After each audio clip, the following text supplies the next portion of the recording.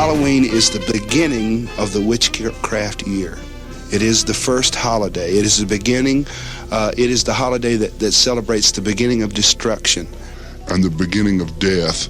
Which is winter, the winter season. And in Scotland, they used to do oblations to the dead to keep their spirits away from them and to protect themselves from demons and such. You see? So the kids then, they'd have these bonfires up in the hills, and the people would be really scared. They'd be in their houses, and they put all this stuff out to keep the demons and boogeymen away. And after the bonfires, the kids would come back down to the village and take all of these sweet goodies and all this stuff away, you know. So that's where trick-or-treat mainly comes from, and that's where the idea of tricks or treats. You either give the demons a treat, or they trick you, or, come into your house, sour your milk, cause your cattle to die, ruin your well.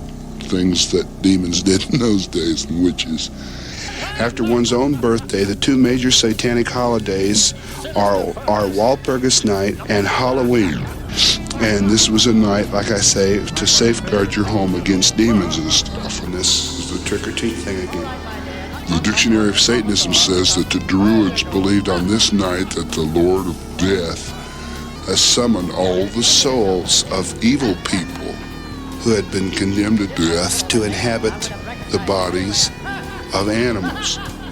And there are other seasonal equinoxes we could talk about, but that's basically the basis of Halloween. Now, of course, it's come down to us in modern uses is just a fun thing, but it is the only one of these holidays that has really kept the pagan connotation. I think most Christians have their heads together about the Easter Bunny, but the only one of the holidays that we have, seasonal holidays that we have, that really has kept the pagan connotation, like trick-or-treating and the witches and the spooks, the demons, the boogeyman, the devil.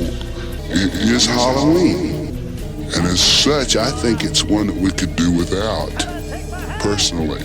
I know a lot of people say, well, what do I tell my kids? Everybody else's kids trick-or-treat. Well, first of all, I wouldn't let my kids trick-or-treat because there's too many cuckoos out there putting razor blades and apples and LSD on cookies and dope and stuff, and a lot of flakes out hurting kids on Halloween, so I wouldn't let my children trick-or-treat. What? No more trick-or-treating? Or dressing up in costumes? Sounds like we're trying to take all the fun out. You may ask, are we supposed to just forget it and pretend like it never was? Well, that'd be kind of hard to do, wouldn't it? But still, in all, if what Mike says is true, and the devil thinks of Halloween as his special holiday, then we as Christians certainly don't want to give Satan any shelter, do we? And that's exactly what we're talking about. The important thing to remember here is that it's not what we think Halloween is. It's what the devil thinks of it and how the devil relates to Halloween. That's important. And what's even more important is how we as Christians celebrate this time of year. Do we continue to support Satan by helping him celebrate one of his high holidays? Or do we begin our own brand new holiday? Mike Warnke has some ideas about a new Christian holiday and how to celebrate it. And that's coming up next. So stay with us as we continue with a Christian perspective on Halloween.